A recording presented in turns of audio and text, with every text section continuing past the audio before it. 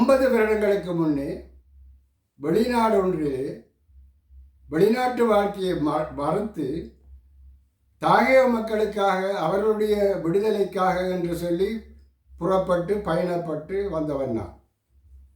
பல இராணுவ சிறைமுகங்களை கண்டு இறுதியில் வெலிக்கடையில் தோழர்கள் 53 பேரின்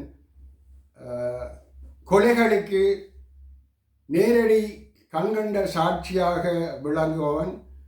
அந்த படுகொலையில் தப்பிய 19 பேரில் நானும் ஒருவன். என்னுடைய பேர் இயற்பெயர் அந்தோணி பிள்ளை ராயப்பு. அழகிரி என்ற பெயரிலும் நான் அறியப்பட்டிருக்கிறேன். சாம தான பேத தண்டங்கள் எல்லாத்தையும் நாங்கள் முயற்சித்து பார்த்துவிட்டோம். எதுவும் வெற்றியளிக்கவில்லை. மாறாக ஒன்றுமில்லாதவர்களாக தான் எங்களுடைய மக்கள் இன்றைக்கு வாழ்கிறார்கள். இருந்ததையும் இழந்த ஒரு சூழல் காணப்படுகிறது. உங்களுக்கு தெரியும், 70ஆம் ஆண்டுகளுக்கு பிறகு அரசியல் கட்சிகளில் நம்பிக்கை இழந்துதான் இளைஞர்கள் இந்த அரசியலை தங்களோட கையில் எடுத்தார்கள். ஆனால் இறுதியில் அந்த அரசியல் தலைமைகளும் அதே கட்சிகளுடைய நிலைக்குத்தான் இன்று வந்து நிற்கின்றன. குறிப்பாக எங்களுடைய மக்களுடைய விடுதலைக்கு தேவை ஒற்றுமை. அந்த ஒற்றுமை 1944 தொடங்கப்பட்ட தமிழர் சார்பான கட்சி இன்றைக்கு நீங்களே கணக்கு போட்டு பார்த்துக்கொள்ளுங்கள் எத்தனை கட்சிகளாக உடைந்திருக்கின்றன. நாங்கள் எங்களுக்குள்ளேயே பிளவுபட்டுத்தான் வாழ்கிறோம் நாளாந்த வாழ்க்கையில்.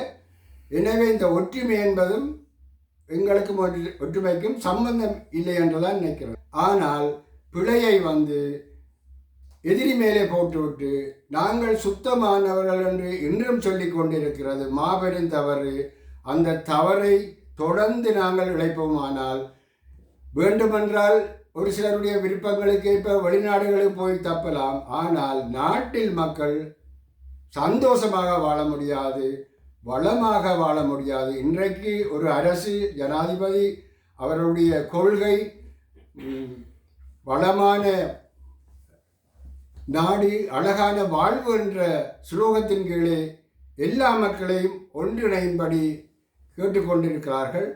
ஒரு முயற்சியை, ஒரு நல்ல முயற்சியை நல்ல மனதோடு செய்வதாக இருந்தால் இந்த முறை உள்ளூராட்சி சபை தேர்தலில் தேசிய மக்கள் சக்தியான திசைகாட்டி சின்னத்துக்கு உங்கள் வாக்குகளை அளியுங்கள். அடுத்தவனிலே சந்தேகப்பட்டு கொண்டு நாங்கள் எதையும் சாதித்ததும் இல்லை, சாதிக்க போகிறதும் இல்லை. எங்களை நம்புவோம். எங்களுடைய சுய நம்பிக்கையில் தன்னம்பிக்கையோடு இந்த சிங்கள மக்கள் உடனான ஒரு உறவை நாங்கள் ஏற்படுத்துவது ஒன்றே எங்களுக்கு நன்மை தரும். அடுத்தவரை நம்பி நாங்கள் எங்களுடைய விடுதலையை பெற முடியாது. முதலில் எங்களை நம்ப வேண்டும். அதற்கு பிறகுதான் அடுத்தவர்கள் மேல் சந்தேகப்படலாம். எனவே மக்களே, நீங்கள் தான் அனுபவப்பட்டவர்கள், எல்லாத்தையும் நேரிலே பார்த்தவர்கள். நாங்கள் சொல்லித்தான் உங்களுக்கு இது புரிய வேண்டும் என்பதில்லை. ஆகவே சிந்தியுங்கள். உங்களுடைய எதிர்காலம் உங்கள் கையில். எனவே எங்களுடைய அறிவுரை தேசிய மக்கள் சக்தியான திசை காட்டு சின்னத்துக்கு உங்கள் வாக்குகளை அளிக்குமாறு தோழமையுடன் கேட்டுக்கொள்கிறேன். இலங்கையில் உள்ள மக்களுடைய சிக்கல்கள் பற்றி நீண்ட காலம் அது சம்பந்தமாக பணியாற்றி வந்த நாங்கள் 3 தோழர்கள் நடக்க இருக்கும் உள்ளூராட்சி சபை தேர்தலில் அடுத்த செவ்வாய்க்கிழமை 6ஆம் தேதி நடக்க இருக்கும் உள்ளூர் ஆட்சி சபை தேர்தல்களில் இன்று அங்கே நடக்கின்ற வாதங்களை கவனித்ததன் காரணமாக இன்று உங்கள் முன்னாலே நாங்கள் சில விடயங்களை சொல்ல வேண்டிய ஒரு சூழலுக்கு தள்ளப்பட்டிருக்கிறோம். அல்லது எங்களுடைய கடமை அது என்று நாங்கள் உணர்வதால் தான் இன்று நாங்கள் உங்கள் முன்னே வர வேண்டிய ஒரு அவசியம் உள்ளது. இன்று நாட்டிலே தோழர் அனிரா ஜனாதிபதி என்பதையும் அவருடைய கட்சி 159 பாராளுமன்ற உறுப்பினர்களை கொண்டிருக்கிறது என்பதையும் மறந்து அல்லது மறுத்து எங்களுடைய தலைவர்கள் அறிக்கைகள் விட்டு கொண்டிருக்கிறார்கள். யானை பார்த்த குருடர்கள் கதை சொல்லுவாங்க. அப்படித்தான் ஜனாதிபதியினுடைய வெற்றியையும் அவருடைய கட்சி பெற்ற பாராளுமன்ற வெற்றியையும் கொச்சைப்படுத்தி கொண்டிருக்கிறார்கள். உண்மையை ஒத்துக்கொள்ள விரும்பாத நிலையில் இருக்கிறார்கள். தங்கள் தோல்வியையும் ஒப்புக்கொள்ள மறுக்கிறார்கள். அதே நேரத்தில் மக்களை மடையர்களாக அல்லது இன்னும் மந்தைகளாக மதிக்கிற போக்கிலே தான் அவர்கள் உரைகள் இன்றைக்கு இருக்கின்றன. யதார்த்தம் எங்களுக்கு கடந்த காலங்களிலே பல படிப்பினைகளை விட்டு சென்றிருக்கிறது. நான் இதில் இன்றைக்கு முதல் தடவையாக பொது வழிக்கு வருகிறேன் என்று சொன்னால் எனக்கும் ஒரு வரலாறு இருக்கிறது. நீண்ட காலமாக சிறுபான்மையின மக்களுடைய உரிமைகள் பெறப்பட வேண்டும் என்கின்ற போராட்டத்தில் தொடர்ச்சியாக ஈடுபட்டு கொண்டிருக்கிறோம். இன்று ஒரு நம்பிக்கை ஊட்டுகின்ற விதமாக அலுவலகம் சேர்ந்த என்பிபி அரசாங்கம் ஆட்சி பொறுப்பை எடுத்திருக்கின்றது. அதன் பிற்பாடு வருகின்ற அவர்களுடைய செயற்பாடுகள் ஓரளவுக்கேனும் நம்பிக்கை ஊட்டக்கூடியதாக இருக்கிறது. சிறுபான்மையினங்களுக்கான தீர்வு கிடைத்து விடுமா, சிறுபான்மையினங்களுக்கான பிரச்சனைகள் தீர்க்கப்பட்டு விடுமா, இலங்கையினுடைய பொருளாதாரம் மீழ்ச்சி அடையுமா என்பது நாங்கள் பொறுத்திருந்து தான் பார்க்க வேண்டும். ஆனால் அதுக்கான முயற்சிகளும் அறிகுறிகளும் தெரிகின்றன.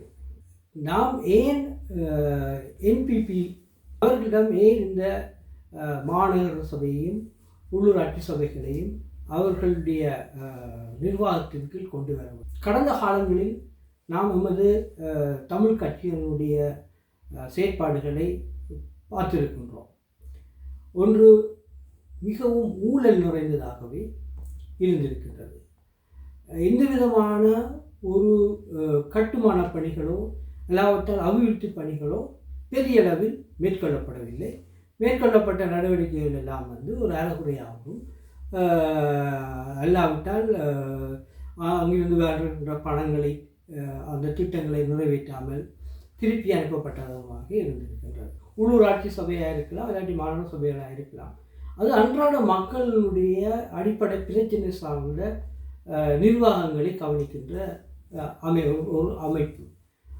எனவே இந்த அமைப்பு ஒரு சரியான ஒரு நிர்வாகத்தின் கீழ் இருந்தால் மட்டுமே, ஊழலற்ற நேர்மையான ஒரு ஒரு ஒரு கட்சி அமைப்பிடம் இருந்தால் மட்டுமே அந்த மக்களுக்கான சரியான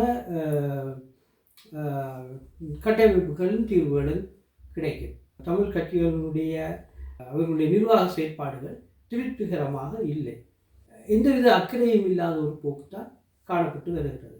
எனவே இந்த முறை ஒரு மாற்றத்திற்காக நாம் என்பிபியிடம் இந்த மக்களுக்கான நிர்வாக கட்டமைப்புகளை கொடுத்து ஒரு நம்பிக்கையுடன் வருங்காலத்தில் மக்களுக்கான ஒரு சரியான சேவை கிடைக்கும் என்று எதிர்பார்த்து இந்த தேர்தலில் என்பிபியை ஆதரவளித்து வாக்களிக்குமாறு உங்களை அன்புடன் கேட்டுக்கொள்கிறேன். எனது அப்பா அகஸ்டின் பப்பா குருநகர் 16 வயதில் மக்களுக்காக போராட நடவடிக்கிட்டது.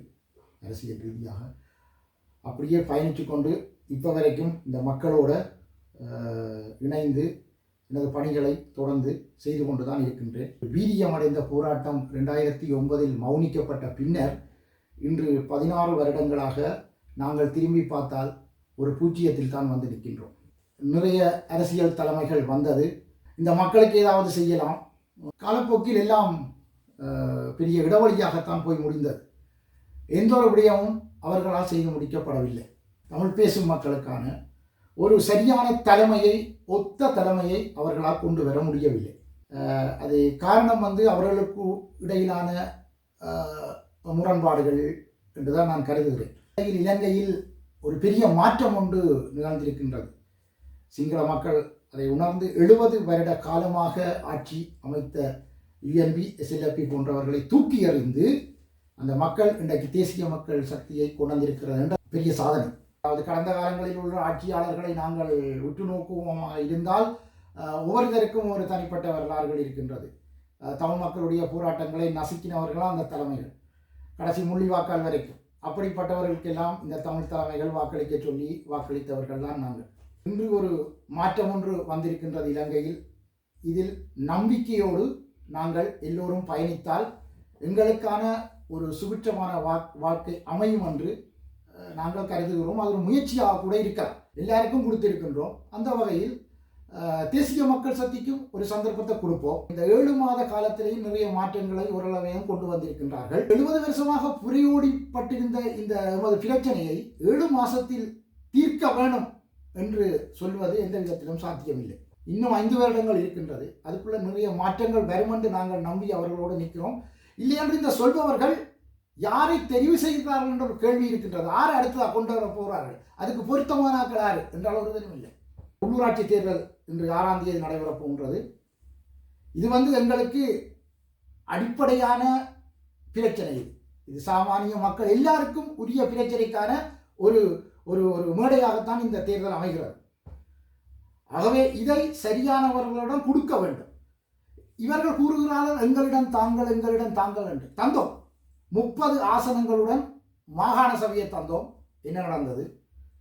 மாநகர சபையை தந்தோம். என்ன நடந்தது?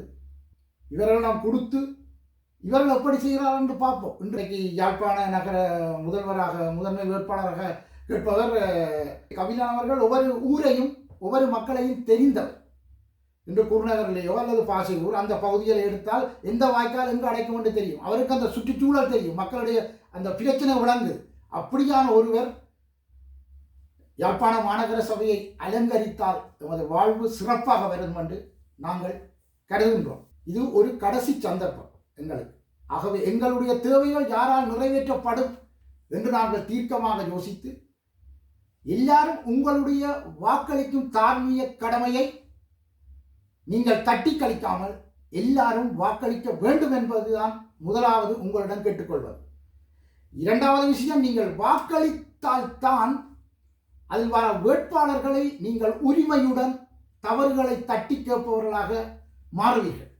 நாங்கள் வாக்களிக்காமல் ஒருவனைய வீட்டில் இருந்துவிட்டு அவர்களுடைய குறைகளை தட்டி கேட்க முடியாது. தேசிய மக்கள் சக்தியை குறிப்பாக எல்லா உள்ளூராட்சி சபைகளும் கைப்பற்றப்படுவதற்கு நிதானமாக யோசித்து வாக்களிக்க வேண்டும் என்று மிகவும் தாழ்மையுடன் கேட்டுக்கொள்கின்றேன். தோழர் அனுரா அவர்கள் ஜனாதிபதி வேட்பாளராக அறிவிக்கப்பட்டதை தொடர்ந்து குறிப்பாக ஜனாதிபதி வேட்பாளருடைய உரை நாட்டு மக்கள் முழு பேரும் எல்லோருடைய ஆதரவை கோருவதாகவே அவருடைய பேச்சு அமைந்திருந்தது. மக்கள் பற்றி நாட்டு பற்றி உள்ளவர்களுக்கு புரிந்திருக்கும். குறிப்பாக அரசியல் மட்டங்களில் அது புரிந்தும் புரியாதவர்களாக தோழர் அனுரா அவர்களுடைய உரையில் அவருடைய சகல உரைகளையும் நீங்கள் எடுத்து பார்த்தால் தான் தனியாக ஒரு குறிப்பிட்ட மக்களின் ஆதரவோடு ஜனாதிபதியாக வர விரும்பவில்லை. நாட்டு மக்கள் பரவலாக எல்லா இனங்களும் எல்லா விதமான மக்களும் சேர்ந்து நான் வெற்றி பெறுவதையே நான் பெருமையாக கருதுகிறேன், அதையே விரும்புகிறேன் என்றும் அவர் பல இடங்களில் கூறியிருக்கிறார். இலங்கையில் வாழும் பெரும்பான்மை மக்கள் மட்டுமல்ல சிறுபான்மை மக்களுடைய ஆதரவும் இருந்தால்தான் தாங்கள் நினைத்த இலக்கை அடையலாம், இந்த நாட்டை முன்னேற்றலாம் என்று சொல்லுகிறார். இந்த நாட்டிலே இனவாதத்தை இல்லாமல் ஒழிக்கலாம் என்று சொல்லுகிறார். பல விஷயங்கள் அடங்கி இருக்கின்றன. நாங்கள் அரசியலில் ஈடுபடாவிட்டால் எங்களை நாங்கள் விரும்பாத அரசியல் ஆளும் என்று சொல்லி ஒரு பதம் இருக்கிறது. தோழர் லெனின் சொன்னியது. நாங்கள் அரசியல் நல்லாதில்லை, வேண்டாம், கூடாது என்று ஒதுங்கி இருப்பது மாபெரும் தவறு. எனவே நீங்கள் இந்த முறை உள்ளூராட்சி தேர்தலில் உங்கள் மனச்சாட்சியை கேளுங்கள். இதுவரைக்கும் வாக்களிக்காத மக்கள் முன்னுக்கு வாருங்கள். இந்த முறையை பரீட்சித்து பாருங்கள். எங்களுக்கு வேறு தெரிவுகள் இல்லை.